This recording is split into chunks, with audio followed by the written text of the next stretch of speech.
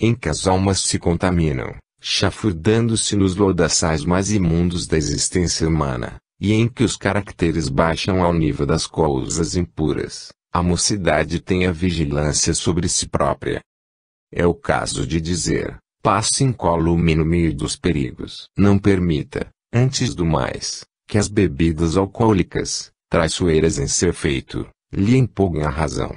Porque o homem que se deixa empolgar pelo álcool, perde o domínio de si mesmo, torna-se um irresponsável e pode praticar ações criminosas das quais depois se arrependerá. Não é preciso ser o que se chama um criminoso nato para cometer tais despauterios. É suficiente que o entusiasmo do momento, o convite de alguns, a sedução do vício atraiam essas criaturas de tal forma, que elas fiquem estonteadas, quais borboletas em torno da luz.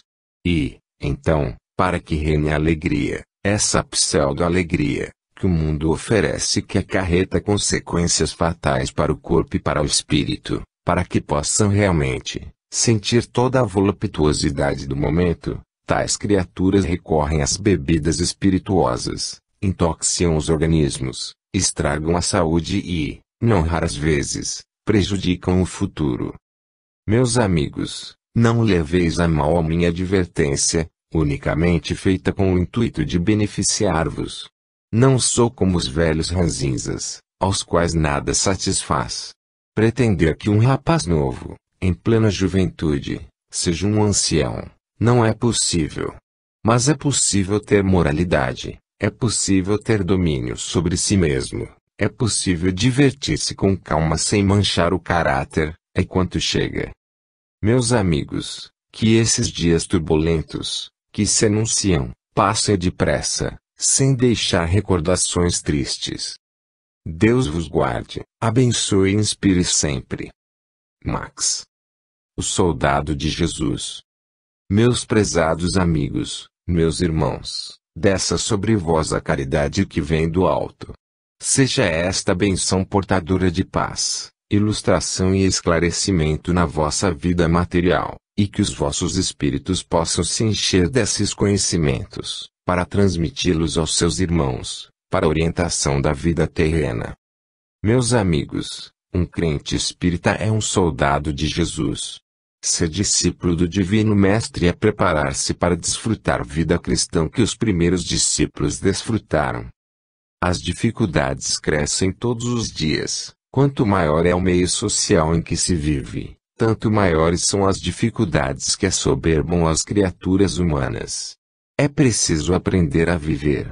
A vida terrena oferece obstáculos que se assemelham intransponíveis aos fracos. Mas a verdade é que não há elemento terreno que não possa ser vencido pelo elemento espiritual.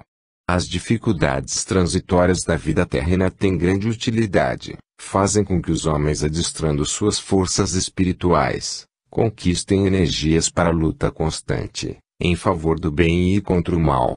Esta luta, porém, do soldado intemerato da cruz, em absoluto não exige derramamento de sangue. O soldado de Jesus não tem necessidade de armas. O soldado de Jesus é o homem que se arma espiritualmente contra os elementos ocultos, que são os pecados que vêm da treva, capazes de subjugar, submeter aqueles que não são espíritos precavidos. O soldado de Jesus é o homem que não se enfurece, que não tem ódio contra seu irmão, mas não alimenta dentro de si sentimentos de inveja ou baixeza de qualquer espécie.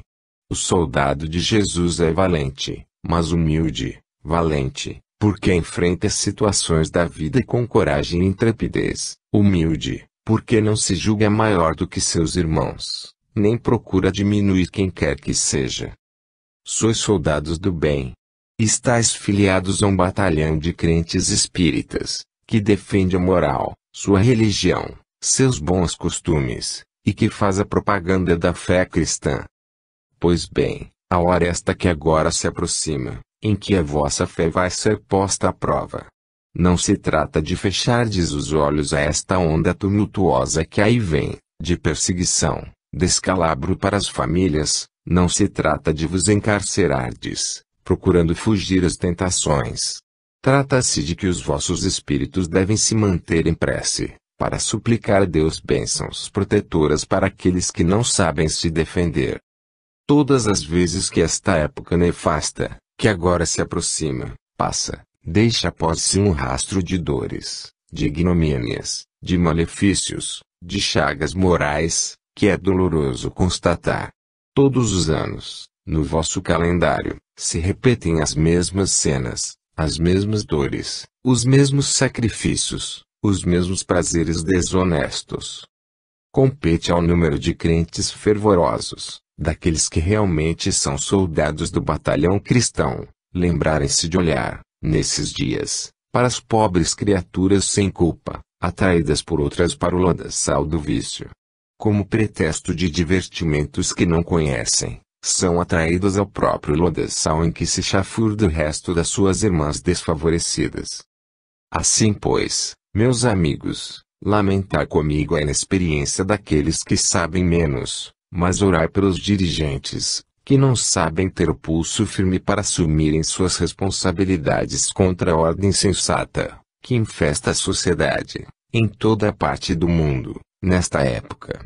Lamentai a fraqueza dos chefes que têm tanta autoridade para as coisas em que não é preciso exercê-la, e que, entretanto, se mostram impotentes e fracos diante de situações, como as que se apresentam perante suas famílias.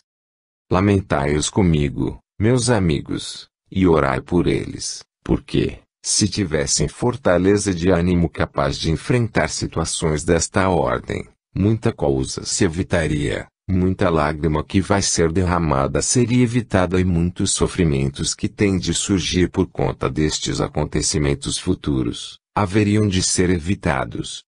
Paciência. É o correr dos tempos, a vaga do pecado a procurar apossar-se da terra inteira, mas aí está a vigilante atalaia do bem, para guardar todos aqueles que buscam proteção.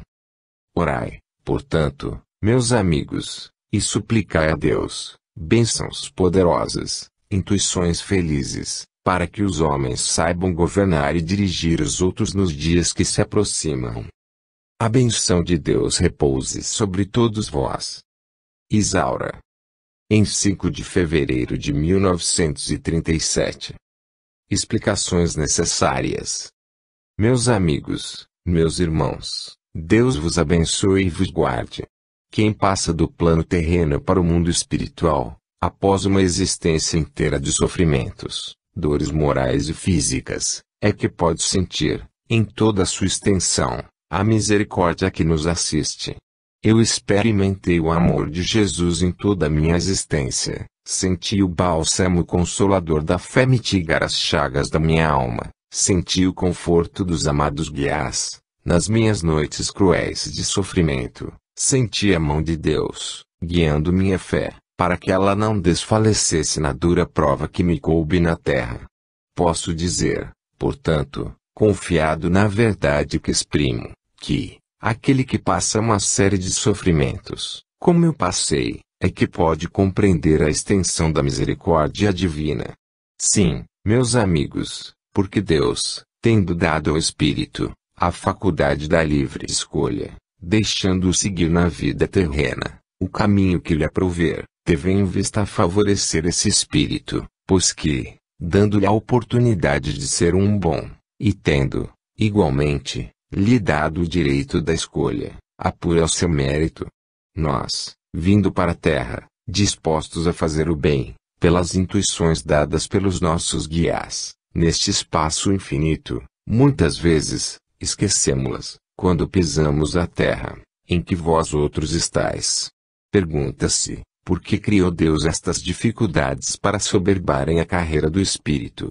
Por que é permitido falir? Meu amigo, o mal é uma consequência do pensamento humano. Longe de ser uma ideia exata, uma vida em si, o mal é elaborado pelo espírito humano. O espírito concebe, cria a sua ideia, e dá-lhe corpo. O mal é abstrato, como o bem. O bem existe em Deus, fonte inesgotável de toda a virtude. E esse bem se irradia da onisciência divina e da sua onipotência enchendo o universo inteiro. O homem, vindo à Terra para fazer a sua própria evolução, ganhar com o suor do seu rosto pão para o seu corpo e com a sutileza do seu espírito pão espiritual que o favoreça. Vem para a luta, para o combate, mas a sua imaginação cria esse fantasma que dá corpo. O que é cobiça? O que existe no mundo, denominado cobiça, é um substantivo abstrato. Dai corpo à inveja e dizei onde ela mora. Antes ela fosse, realmente, um monstro, porque poderia ser eliminada, ela é abstrata. O ciúme, onde existe. O orgulho. Dai-lhes corpo e vereis, tudo é mental, tudo isso é do espírito. Ele cria esses defeitos, essas chagas, assenhoreia-se delas, e procura desenvolvê-las. Mas porque ele não cria o bem e o amor? Por quê? Aqueles que pendem para o que é bom, realizam as grandes obras, e elas aí estão. Nessa interpretação, nessa concretização da obra é que existe o que se chama caridade. Aquele que é bom concretiza o que é belo, a justiça, a beleza de forma, o que é mau concretiza o que é mau, feroz, baixo, repugnante e vil. O confronto dessas duas coisas, meus amigos, criadas pelo homem é que faz este contraste, de tal forma tremendo, que choca o espírito luminoso presenciar. E, se não for a instrução expressa daquele que tudo dirige e cujo pensamento não suporta a análise, cuja sabedoria paira acima da própria compreensão individual, se não fora isto, nós poderíamos apagar esse incêndio, porque com a ordem divina, tudo seria saneado. Mas Deus tudo faz com conta, peso e medida.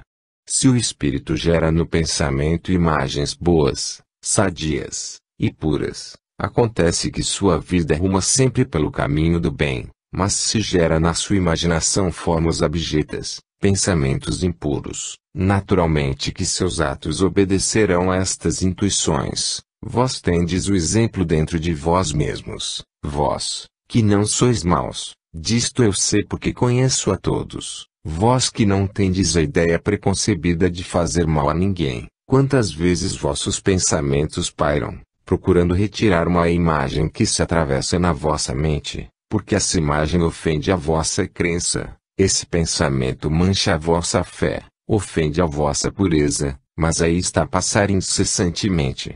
Tal qual como uma tela cinematográfica, lá vai a imagem insidiosa, e vós repelis. Nova tentação, e repelis porque sois crentes, porque tendes fé e acreditais. Porque cada vez do que repelis uma tentação destas é um passo que dás na senda do bem.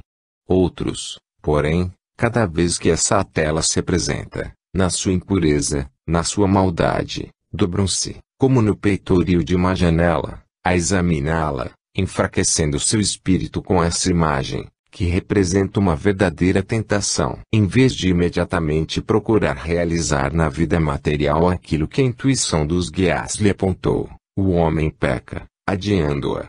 Meus amigos, é preciso aprender a resistir às próprias tentações, porque, se estas tentações muitas vezes são postas na vossa frente por espíritos fracos, outras vezes são os vossos próprios espíritos que se nutrem neste argamassar de ideias impuras, que satisfazem a vossa sensualidade material.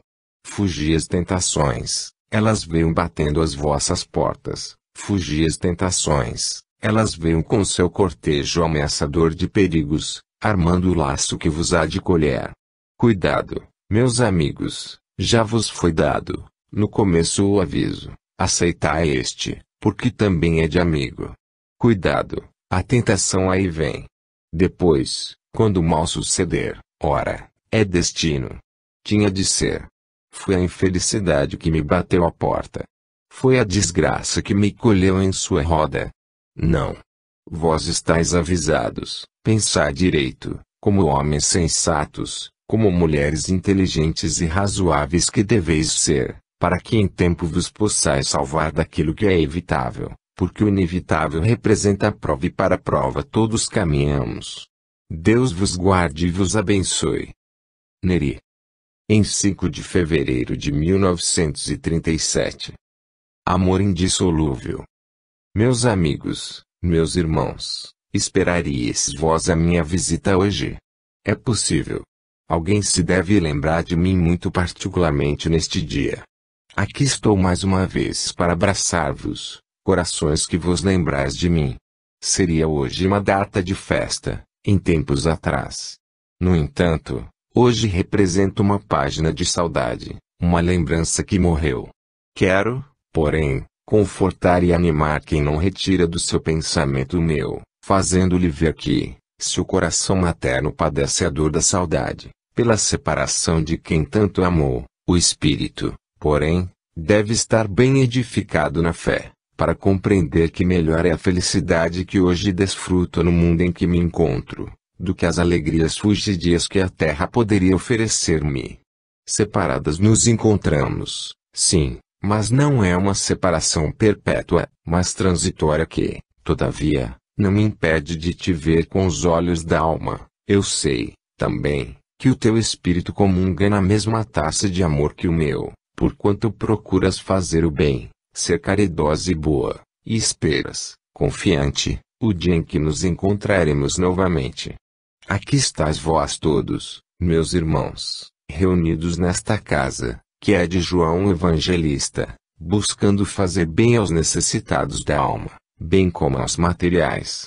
Os necessitados do plano físico, ordinariamente, são aqueles que não têm um teto que lhes dê abrigo, que não têm o suficiente para cobrir as suas carnes, que não têm um pai amoroso para lhes dirigir a educação e a instrução indispensáveis. São estes os reconhecidos, pelo mundo, como necessitados.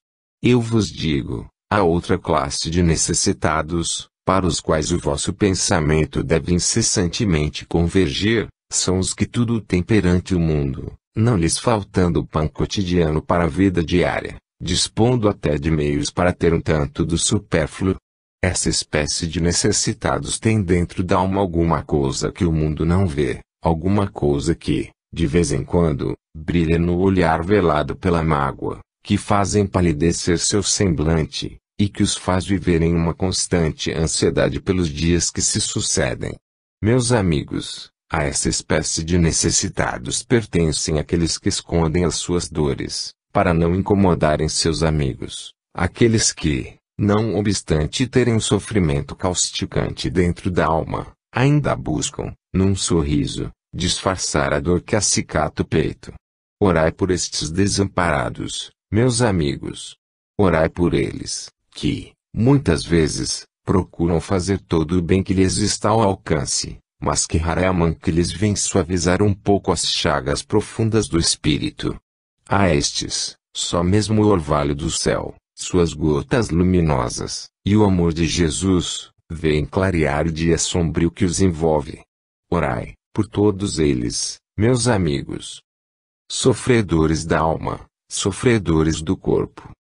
E a ti, que me desejas, que me esperas, que me amas, que não me esqueces, mais uma palavra de amizade, entre mãe e filha, o amor é indissolúvel. Assim como na terra, nossos corações pulsaram juntos, igualmente no espaço nossos espíritos, com a graça de Deus, viverão unidos. Paciência. Espera, até que Deus diga, chega, vem. Jurema. Em 12 de fevereiro de 1937. Recordar é viver. Meus amigos, meus irmãos, paz. Recordar é viver, disse alguém que sabia pensar. Efetivamente, quando entregamos os nossos espíritos à recordação, revivemos toda uma vida que passou. E, como espírito fora da matéria, vamos além, recordamos vidas atrás, que já se foram e que, como seres humanos da Terra, delas não tivemos conhecimento. É o meu caso. Recordar é viver. E eu recordo, e eu saturo a minha alma dessas recordações, e tenho ânsias verdadeiramente instantâneas, passando, rápido e sucessivamente, da alegria para a tristeza, da felicidade para a desventura, da calma para a inquietação, do estudo para a assimilação, da atividade para o repouso. E nessa recordação eu vivo, e dessa recordação se nutre o meu espírito, buscando evoluir, buscando compreender a sábia obra do infinito, talhado e realizada pelo Artífice Supremo e Criador de todo o Universo. E eu recordo, e eu vivo. Páginas inteiras do passado aparecem diante dos meus olhos em letras claras e ostensivas, mostrando o meu perfil de homem, em outras vidas, cheio de responsabilidades que aterrorizam, só em pensar. Volto à página. Entro no capítulo da tranquilidade, do sossego. É o momento em que vejo paga toda a dívida, e o meu espírito, tal qual um homem, respira e se sente livre do peso que anteriormente o acabrunhava, e dessa recordação se vai nutrindo, enchendo-se de conhecimentos que, quando for da vontade de Deus, transmitirei aos homens. Não vos admireis, pois, que, enchendo-me de conhecimentos do meu próprio passado, muitas vezes ligado ao passado de vós outros, muitas vezes entrelaçando corações, que longe estáis de compreender se alguém vos disser, eu me mantenha numa esfera em que certas coisas mundanas não me chocam. O meu olhar de espírito passa sobre certos acontecimentos terrenos, que já não me molestam, como há poucos dias me molestavam, e, assim, olho indiferentemente para esses preparativos que se anunciam, que longe estão de ser uma comunhão espiritual, como era lícito esperar que o fosse. São cerimônias. A sociedade é como uma criança impertinente, a quem é preciso estar sempre dando alguma coisa para se calar. A sociedade é como uma criança manhosa, exigente, que é preciso estar sempre a entreter, a acomodar, quando ela exige, quer que seja assim. E assim tem de ser. E o mundo segue nesse vai-vem, muitas vezes sacrificando a própria consciência, pisando aos pés preceitos que ele próprio aceita, mas é preciso calar a menina impertinente. Se ela não ficar satisfeita, então, que vai acontecer? É preciso contemporizar com ela, se ela é exigente, faça-se-lhe à vontade. E nesse intuito muita gente se genuflexa a meu favor. Deixa que lhes diga, estou completamente indiferente a isso. Não se amofinem, pois. Deixem cada um satisfazer o seu desejo. E eu continuarei a recordar as páginas do livro da vida, procurando ver nelas o meu perfil em diferentes encarnações, hoje ajudando, amanhã sendo algoz, hoje procurando o bem, amanhã sacrificando-o, hoje caindo, amanhã levantando-me, e depois, progredindo. Esta última encarnação foi dolorosa, tive espinhos, embora ocultos. Uma coisa, porém, vos quero contar, porque é de fato interessante. Se alguém estuda espiritismo em sua parte científica, aprenda mais esta lição. Vós sabeis que precisamente ainda é amado aquele corpo tão querido, pela moléstia aniquilado e pela morte entregue à sepultura. Lá ficou. Na perturbação natural de espírito ainda não compreendedor dessas coisas, eu tive momentos, nem posso dizer dias, momentos de inquietação, mas depois, um fenômeno curiosíssimo que vos quero contar, eu desejei ver o órgão causador da minha morte, e viu. E se pudesse contar especificamente a um médico como estava aquilo. Já não parecia um coração simplesmente doente, parecia um coração pecador. Tamanho era seu volume. Posso dizer que quase me saía pela garganta. Lá ficou o pobre coração. Nem tão mal era ele. Soube sofrer. E não me aborreci dele, não teve contendas. Foi um órgão que soube sofrer, recebeu afrontas e soube calar. Hoje não tenho mais coração. Sou um espírito. E lá me vou. E lá me vou. Ora, meus caros irmãos, não quero dizer para vós que sou um ser privilegiado, cheio de virtudes, que outros não possuem. Não. Mas devo dizer que minha situação não é deplorável no espaço, a minha situação, relativamente ao meu progresso, é satisfatória. Só posso render graças a Deus pela esmola que concedeu a meu espírito, fazendo-me compreender, quando enfermo e moribundo, as delícias do mundo além. Agora, fazer uma coisa, um pacto vale a pena, e tu não o farás. Vamos fazer uma coisa, um pacto afetuoso entre nós todos, meus irmãos. Tenho resolvido manter-me novamente na luta, como homem, na minha profissão, Sempre me encontrei no meu posto. Eis porque cumpri o dever. É simplesmente a expressão da verdade. Defendo o meu batalhão, como seu soldado, ufanando-me de o ser. Estou pronto, de ferramenta em punho, para escalpelar o erro, a mentira, a calúnia, a maledicência, proferindo bem alto a grande verdade. Espiritismo é a salvação da humanidade. Deus vos inspire, Deus vos guie. Samuel.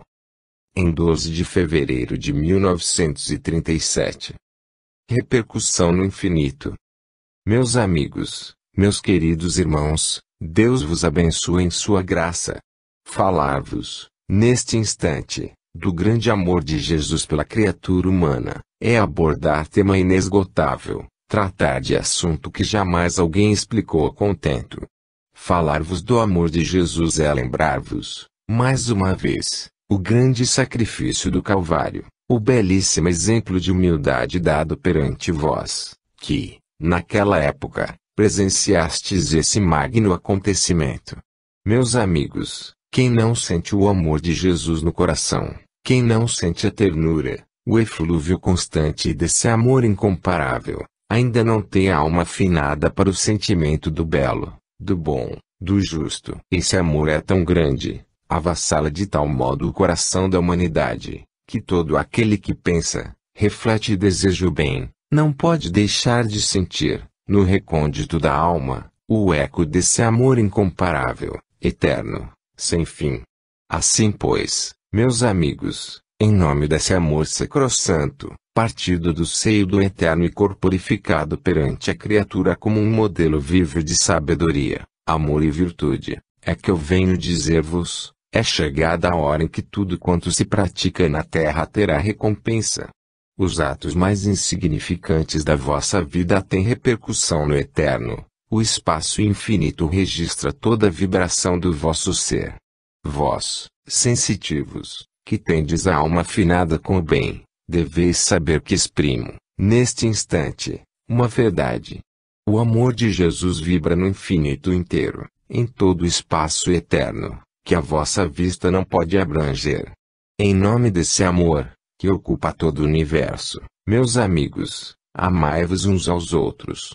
Não diga que ama o Divino Mestre, que tem coração para senti-lo, espírito para pulsar ao encontro do seu, alma para expandir-se diante das belezas da criação, aquele que rejeita o preceito mais sagrado do cristianismo, amar o seu próximo, como Deus quer seja amado. Neste ponto, meus amigos, eu chamo, ainda uma vez, a vossa preciosa atenção para a passagem do Evangelho que registra a oração feita pelo próprio Mestre, a qual não necessita de comentário, porque é, por si só, um poema, um verdadeiro psalmo. Esta é a oração que Jesus ensinou a seus discípulos. Pai nosso, que estás no céu, santificado seja o teu nome, venha o teu reino, seja feita a tua vontade assim na terra como no céu. O pão nosso de cada dia nos dá hoje. Perdoa as nossas dívidas, como nós perdoamos aqueles que nos ofendem. Não nos deixes cair nas tentações, mas livra-nos do mal. Esta prece, meus amigos, é a síntese completa do amor de Deus, e a sabedoria expressa do Criador ressalta na passagem em que se diz: perdoa as nossas dívidas assim como nós perdoamos aos nossos devedores, isto é, aqueles que nos ofendem. Qual é a criatura humana que sente a alma tão limpa de culpa, tão purificada, que não necessita do perdão de Deus? Onde se encontra o ser terreno que possa dizer: Senhor, aqui tens a minha alma aberta diante de ti, limpa como desejas? Ninguém. Isto quer dizer que todos vós, meus amigos, necessitais desse perdão. Quando, porém, se trata do perdão que tendes de dar aos vossos semelhantes, a vossa intransigência se manifesta, a característica anticristã logo se salienta. Meus amigos, não seja mais assim. Recordai-vos do amor puríssimo de Jesus, lembrai-vos daquela voz suave e meiga, chamando os pecadores mais ínfimos da terra para o seu seio amantíssimo, desde que fossem arrependidos das culpas, recordai-vos de que a ninguém Jesus rejeitou. E, assim, aprendei no catecismo sublime, que ele deixou para vós, impresso nas páginas dos evangelhos, amar a Deus sobre todas as coisas e ao próximo como a si mesmo. Fazei assim, e tereis vida feliz, muito embora as dores da terra, malgrado aquilo que o povo não entende, e que recebe como castigo quando não é mais do que a prova do indivíduo, a experiência a se realizar. Bem disse, algures, certa criatura que sabia pensar, que uma alma grande sabe conter muitas dores enquanto uma pequenina não suporta o mais leve sofrimento. Guardai, portanto, vossas grandes dores, para serdes felizes com elas, sabeis sorver todo o fel e vereis que, no fim, se apresentará a suave gota de mel. Abençoado seja todo ser cristão, que sabe amar a Deus sobre todas as coisas e ao próximo como a si mesmo. Jean-Marie Vianney. Em 16 de fevereiro de 1937. Fraternidade dissolúvel. Meus amigos, meus irmãos, Deus vos conceda a sua paz. Prometi, aqui estou. Nem podia ser de outra forma. Muitas vezes, na Terra, formamos planos, desejamos realizar coisas acertadas que, por motivos superiores à nossa vontade, adiamos. Tudo depende do momento, da oportunidade. Não pode ser quando esperáveis, será hoje. E, para que ouçais, falarei, mais uma vez, a respeito da vida. Quando na Terra, amamos os nossos queridos com todas as fibras do nosso coração, com toda a intensidade da nossa força afetiva, mas, ao desencarnarmos, esse amor se torna mais sólido, firme e verdadeiro. Para nós, a vida no espaço é mais feliz do que a vida em família. Quantas vezes, vivendo na mesma terra, na mesma cidade, na mesma rua até, ficamos distantes uns dos outros, sem que nos possamos ver e trocar ideias. E, entretanto, como espíritos, apesar da distância enorme que nos separa, a aproximação é tão fácil. A cada instante, do dia ou da noite, é possível visitar, ver os nossos. Quantas vezes tenho me entretido a olhar-vos, quando estáis sossegados, a dormir, a sonhar, a lembrar a vida futura, a meditar. E eu passo, e vos vejo, e fico tranquila. Há vantagem em ser espírito. A mim sempre soam mal estas palavras, quando ditas por espíritas cristãos, perdi a fé. Desde que o perdi nunca mais tive consolo na vida. Eu tenho ímpetos de me aproximar, e abordar essas criaturas, perdi, por quê?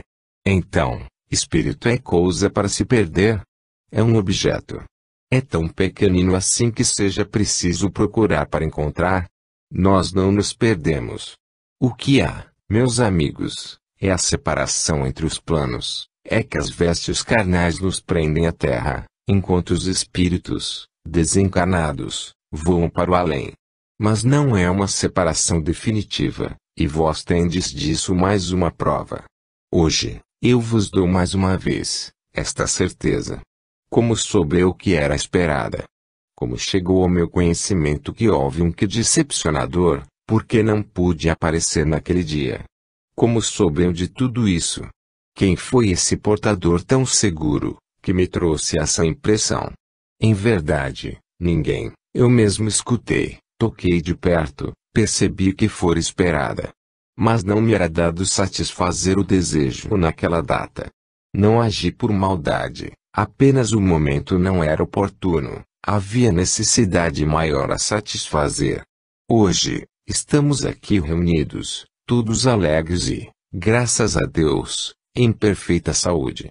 Venho pedir-vos, mais uma vez, meus amigos, meus irmãos e minhas meninas, que já podeis entrar no conhecimento destas coisas, compreendê-las e pactuar com elas, um compromisso mais solene, mais real entre todos vós, um entrelaçamento, um congraçamento mais perfeito, um estreitamento de relações mais positivo, fraterno e verdadeiro, para que o asilo possa caminhar, progredir firme, seguro, Nesses esteios fortíssimos que são as amizades indissolúveis, convergindo todas para a mesma causa, o mesmo fim, o mesmo alvo. Consolidai vossas atenções, minhas amigas, de tal sorte que elas possam convergir para o ideal sacrossanto que defendemos, o ideal da caridade cristã, o amparo à necessidade, a proteção à infância, enfim, que todos os vossos pensamentos, uníssonos, vibrem em amor, fraternidade, ligação estreita, caridade, humildade e amor a Deus. Felicito-vos, minhas amigas, porque tenho notado que as lições dadas ultimamente com tanto carinho, com tanto amor, com tanta dedicação, pelos vossos protetores, estão ganhando terreno nos vossos espíritos e conquistando os vossos corações. Que seja assim, cada vez mais, que sempre recebais estes conselhos amistosos que vos damos, compreendendo-lhes a significação. Não há egoísmo nos nossos pedidos, nada queremos para nós, tudo para vós. Essa união fraterna a que aspiramos e que almejamos seja realizada em vosso meio, visa tão somente a vossa própria felicidade, porque do amor de Deus ninguém pode afastar-nos. Consagramo-nos ao amor de Jesus e Ele, em sua graça divina, há de permitir que possamos sempre progredir nesse grande amor. Meus amigos, aperfeiçoai-vos e fortificai-vos na fé e dai sempre frutos são. E Deus vos abençoe, ampare e fortaleça na fé. Francisquinha. Em 16 de fevereiro de 1937. O panorama espiritual. Meus amigos e meus irmãos, desça sobre vós a serena paz do Divino Mestre. Olho e vejo, por toda parte da terra, sofrimentos, desespero, tristeza e dor. Percebo, com raras exceções, falta de crença, desânimo, incapacidade para a luta. Olho para um certo número de crentes, e vejo resignação, paciência e fé. E eu louvo a Deus, porque este número ainda existe.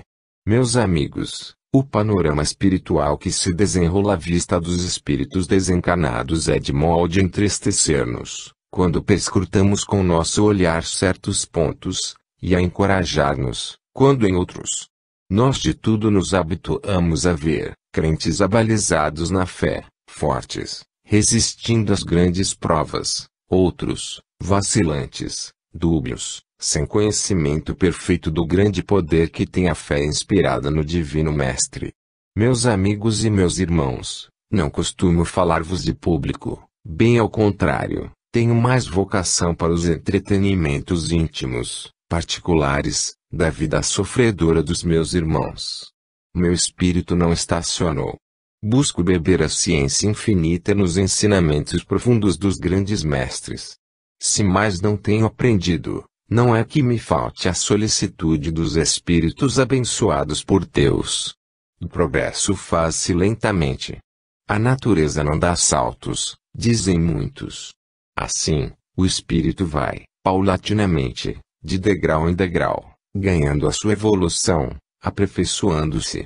E eu tenho fé, muita fé que um dia, o meu espírito será completamente esclarecido e poderá realizar algum bem espiritual na terra, entre seus irmãos. Venho, hoje, falar-vos, atraída por uma referência feita a mim. Essa referência não passou de duas criaturas presentes. Falou-se sobre a minha predileção pelo convívio íntimo, fraterno, com meus irmãos. É certo, é uma verdade. Porque meus amigos? Porque eu dou preferência às dores ocultas, que não gemem, aos sofrimentos guardados dentro da alma, às lutas interiores. Porque o sofrimento, na terra, graças a Deus, não me faltou, a minha taça encheu-se completamente de fel. Os homens dizem no amargo, porque não amam o sofrimento. Eu, porém, assim não o classifico, porque sinto, hoje, os resultados dos padecimentos, do grande benefício que Deus me concedeu, oferecendo-me, por intermédio da dor, a tábua de salvação para meu espírito. Digo aos meus irmãos e muito especialmente às minhas irmãs, quando descemos à terra e nosso espírito ocupa um corpo de mulher, Ordinariamente as dores são mais sensíveis, mais profundas, têm caráter diverso. Não obstante, os nossos espíritos não deixam de ter a resistência suficiente para suportá-las. Não desespereis, minhas irmãs.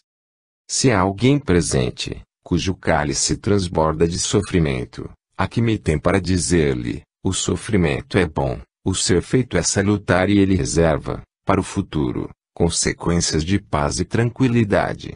Na terra, criatura sofredora; no espaço, espírito livre, amante, desejoso de progresso.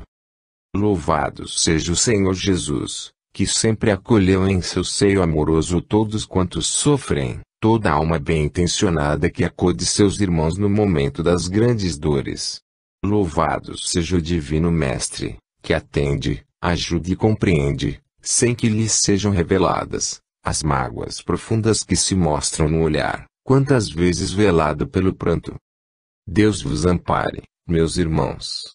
Confiai na esperança que o Espiritismo vos promete, e tende a certeza absoluta de que essa esperança se realizará. O sofrimento é o prenúncio da grande felicidade. Deus vos guarde. Carminda. Em 19 de fevereiro de 1937. Toque de reunir. Meus amigos, meus prezados companheiros de trabalho, desça sobre vós a paz do Senhor. Não tenho conversado ultimamente convosco, pois o meu espírito tem sido atraído para pontos distantes desta cidade. Como sabeis, o trabalho espírita é grande. O seara do mundo, já dizia antigamente o Divino Mestre, é vasta, e os trabalhadores são poucos. Nós, do plano sideral, associamo-nos a vós, meus amigos, na propaganda incessante, que todos vimos fazendo, da doutrina filosófica, científica e religiosa que é o Espiritismo.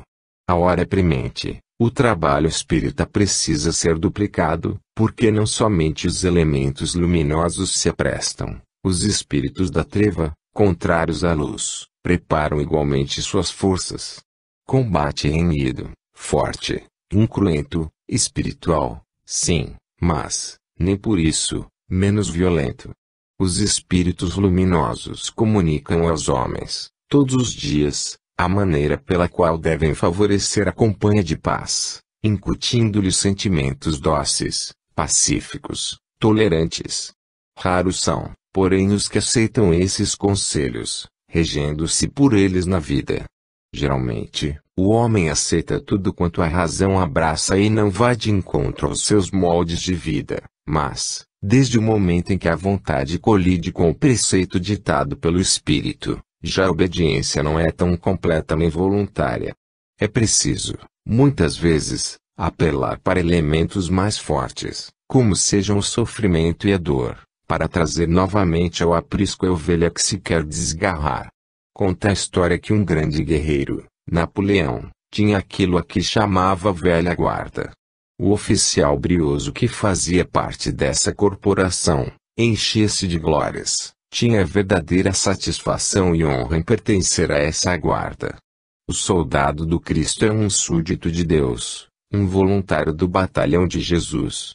E o Divino Mestre, lançando mão dos seus meios materiais, os soldados do bem, que agem pacificamente no meio dessas hordas desenfreadas de espíritos revoltos, vê-se, algumas vezes, na necessidade de chamar para o seu lado aquilo que o guerreiro antigo denominava sua velha guarda. São os espíritos que o acompanharam na via crucis terrena, os seus apóstolos dedicados, que amavam o martírio para com o Mestre se parecerem, e que não pouparam a própria vida para a pregação constante do Evangelho de Jesus. Pois bem, meus amigos, toca reunir, a velha guarda é chamada apóstolos, e todos estão prontos para o combate decisivo. O vosso mundo parece um caos, ninguém se entende. A confusão de pensamentos é enorme. A batalha incessante dos sentimentos bons contra os maus ameaça continuar ainda indefinidamente, e, assim como, nas fileiras espirituais, os espíritos são convocados para prestar auxílio nessa hecatombe formidável que avassala o vosso planeta, vós, Espíritas, também sois chamados apóstolos, é para a vossa conduta que se apela, assim como para o vosso brio de cristãos, o amor à crença espírita, a honradez do vosso caráter, enfim, o vosso amor ao Divino Mestre. E que pensais se exige de vós? Que imaginais se vos pede neste instante? Tão somente que, antes de travar a batalha decisiva, lá fora, traveis essa batalha convosco mesmos. Fazer um combate interno contra o egoísmo que se levanta dentro de vós mesmos, ameaçando destruir o vosso patrimônio espiritual. Guerrear decisivamente os vossos pendores contrários à fé. Por mais que se pregue a fraternidade entre os homens, não se vê obediência a tal preceito. Por mais que se aconselhe, amai-vos uns aos outros, é como se dissesse, odiai-vos mutuamente, ou melhor, sede indiferentes uns aos outros. Vós traçais planos, fazeis projetos e propósitos sempre contrários ao bem. Gosto de mencionar as exceções, porque não se deve falar em tese, mormente numa assembleia como esta, em que há cristãos presentes. Portanto, quem se sentir isento de culpa não tome para si estes conceitos. Quem tem no coração o amor de Deus e ama fraternalmente o próximo, não tome para si estas minhas asserções, elas só podem cair no lugar apropriado. Por isso, não me pejo de continuar. Não faço injustiças, da mesma forma que distingo o crente espírita falho no cumprimento do dever. Olho, também, para o crente fervoroso, humilde, sempre pronto a fazer alguma coisa pela causa cristã. Logo, o meu pensamento não pode ser tido como injusto. Meus amigos, por que não cessam as grandes guerras? Porque, cada vez mais, essa hecatombe maldita avassala o vosso planeta. Porque cada homem não se conforma com a sorte, não se compenetra da vida que tem, da situação que ocupa perante os seus irmãos.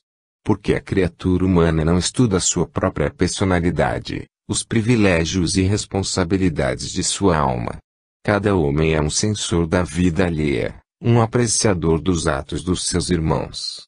Se cada criatura olhasse para dentro de si mesmo e se compenetrasse de que é responsável pelo seu próprio futuro e pelo exemplo que dá aos irmãos, não haveria tanta discórdia, cisânia, separatividade e injustiça nos meios espíritas. Meus amigos, é tempo de, mais uma vez, chamar a velha guarda. Assim como, no espaço infinito, os espíritos se congregam, fazei o mesmo, veteranos da doutrina, e mostrai, pelo exemplo, pela firmeza do caráter, pelo modo de proceder, que as palavras que Jesus proferiu, foram, espírito e vida. Isto servirá para a edificação do vosso propósito em fazer bem. Quando vos taxarem de orgulhosos, provar que sois simples. Quando vos considerarem soberbos, demonstrar que sois humildes. Quando vos acusarem de descrentes, mostrar que sois verdadeiros crentes. E assim, contra cada vício que vos imputarem, apresentai a virtude que lhe é correspondentemente adversa. Meus amigos, não vos incomodeis com os juízos insensatos que possam fazer do vosso caráter, comportai-vos dignamente e, então sim, o conceito que fizerem de vós será a expressão da verdade. Apostos. Tudo por Cristo, tudo pelo Espiritismo. Fraternidade, amor e paz conceda o Senhor do Universo a todos os homens. Sarto. Em 19 de fevereiro de 1937. Desejos de paz. Meus prezados amigos, meus caríssimos irmãos, desça sobre vós a paz de Jesus. É para nós motivo de grande prazer penetrar em vosso meio, gozar alguns instantes da vossa amável companhia, trocar convosco as ideias que desejamos, a respeito de assuntos que a todos interessam, enfim, visitar-vos a miúdo. Entretanto, muitas vezes não podemos satisfazer esse desejo, porquanto, no espaço, nada se faz, a serviço do Senhor, sem conta, peso ou medida. Em cada centro, tudo é determinado pelo espírito diretor das seções, tudo está subordinado à regra do seu mando, Tudo é feito de acordo com a disciplina que rege os atos dos espíritos bem-intencionados. Os que não gostam da disciplina espiritual e dela se afastam voluntariamente, são espíritos turbulentos, que, no espaço como na terra, vivem sempre de acordo com a sua própria vontade, desrespeitando os desejos alheios. Mas aqueles que desejam trabalhar com proveito na vinha do Senhor e aspiram à vida do astral, que Jesus tem prometido a seus filhos obedientes, esses gostam de trabalhar com método, disciplina e acerto. Eis porque, meus amigos, parecendo estar afastada de vós por algum tempo, esta não é a verdade. Tenho estado presente aos vossos trabalhos, apenas se não entretenho palestra convosco, é porque a fazeres, determinações outras me chamam a pontos distantes. É preciso atender a todo o trabalho espírita, e, se bem que para isso pouco autorizada, venho dizer-vos que também deveis ter método de ação, regra de proceder, fatores que muito vos auxiliarão na vida. Quando alguém tem de realizar um trabalho que requer esforço mental, inteligente, ou material, físico, deve, primeiramente, lançar as bases desse esforço, medir a coragem e a capacidade de ação que possui, pensar sobre o assunto, resolver e traçar planos. Finalmente, quando tudo estiver determinado e bem delineado, então lançar mãos à obra e, sem hesitação, executar sua tarefa o mais depressa possível. As pessoas que param, hesitam, tateiam e não se resolvem, são criaturas incertas, cujos planos espirituais ainda não se acham bem resolvidos. Essas muitas vezes se prejudicam, já pela precipitação, já pela tardança do modo de agir. Meus amigos, a paz do mundo preocupa os grandes espíritos. A tranquilidade que deveria estabelecer-se na terra é que o homem deseja, mas, ao mesmo tempo, afasta do planeta, preocupa imensamente a mentalidade superior dos nossos mestres.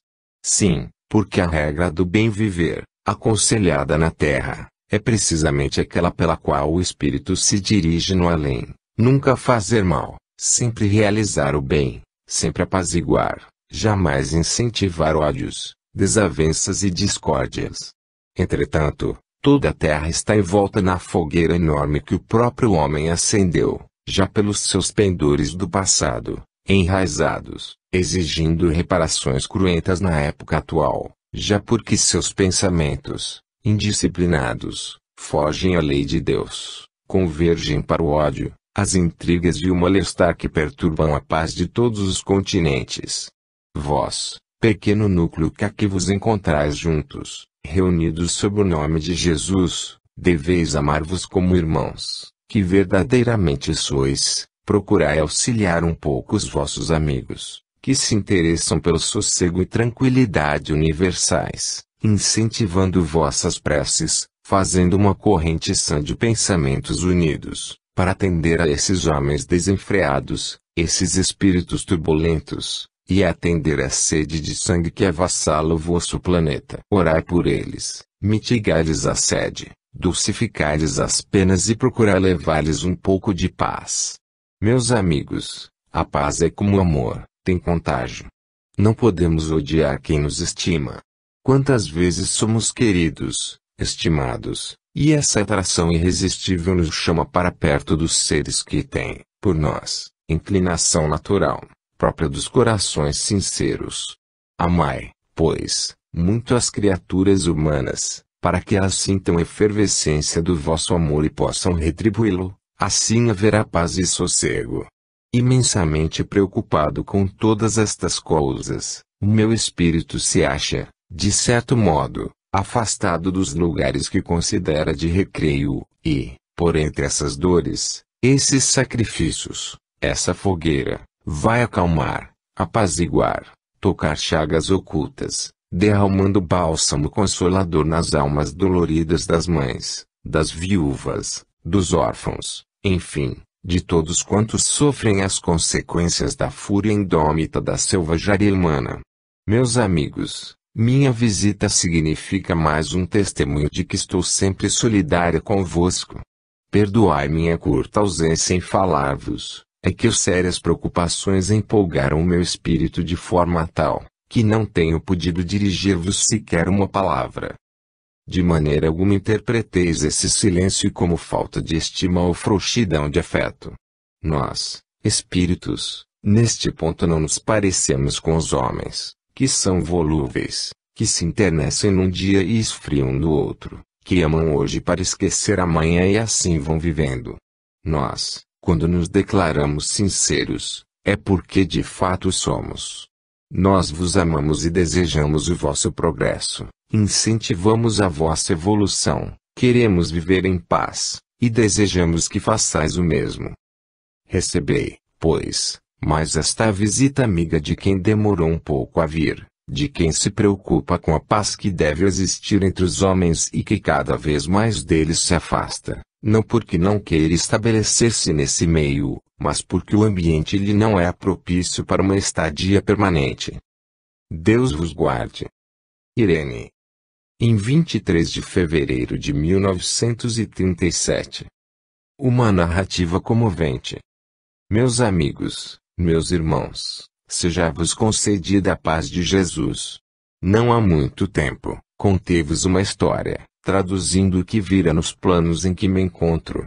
Continuando no meu trabalho, percorro o espaço em busca de criaturas desencarnadas violentamente em razão da guerra que avassala o vosso planeta. Procuro despertá-las dos estertores tremendos em que se encontram os espíritos, separados dos corpos, sem consciência desse fenômeno, alguns cheios de ódio, procurando realizar ameaças terríveis e soltando as mesmas pragas que pronunciavam, quando ainda possuíam voz para falar.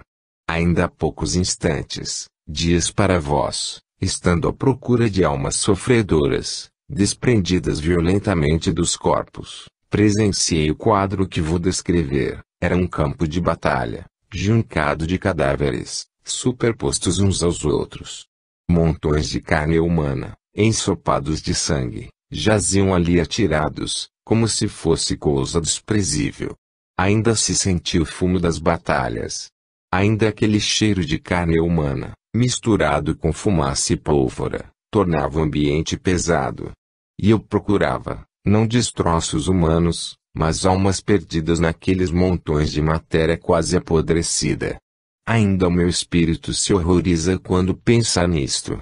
Caminhava entre escombros e restos mortais de criaturas, quando se me deparou um quadro desolador. Jazia, sobre o chão, um vulto de homem, cuja fisionomia não se podia distinguir porque estava machucada a coronha da carabina, os miolos haviam saltado, os olhos, fora das órbitas, o rosto ensopado de sangue. Essa criatura tinha, ao seu lado, o corpo de um adolescente, que lhe expirara nos braços. Seu filho, sem dúvida. Se bem que o quadro fosse contristador, procurei divisar onde se encontravam os espíritos que animaram aqueles corpos. Não me demorei em localizá-los. O homem, isto é, o seu espírito, que representava uma criatura talvez de 50 a 60 anos de idade, ainda procurava amparar o corpo do filho, rapaz, que lhe morrera nos braços em combate.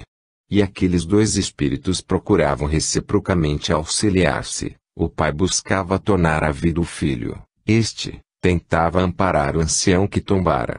Aproximei-me dos dois, falei-lhes, ou melhor, desferi vibrações perto dessas almas, convencendo-as de que ambas eram espíritos como eu e deviam afastar-se daquele ponto, que pertencera aos seus corpos, enquanto estes eram da terra. Difícil missão, incumbência dolorosa. Consegui, finalmente, afastá-los daquele meio e lá me fui com eles, procurando despertá-los. Disse-lhes: meus irmãos, vós sois pai e filho, percebe-se claramente. Tu deves ter padecido muito, pelo fato de veres teu filho ferido de morte, exalando o último suspiro em teus braços, e tu, filho, que, naturalmente, correste em socorro de teu pai, deves ter sofrido horrivelmente, por não poder estancar o sangue que lhe jorrava das feridas. Mas tudo passou. Sois espíritos, acabais de cumprir vossa prova, despertai para uma nova vida. Foi difícil, Meus amigos, muito difícil. Enlaçando, porém, ambos, afastei-os ainda mais do ponto em que se achavam e consegui trazê-los para o plano onde, conforme já vos informei certa vez, se reúne a cruz vermelha do espaço, composta de espíritos encarregados de beneficiar as almas cruciadas pelos grandes sofrimentos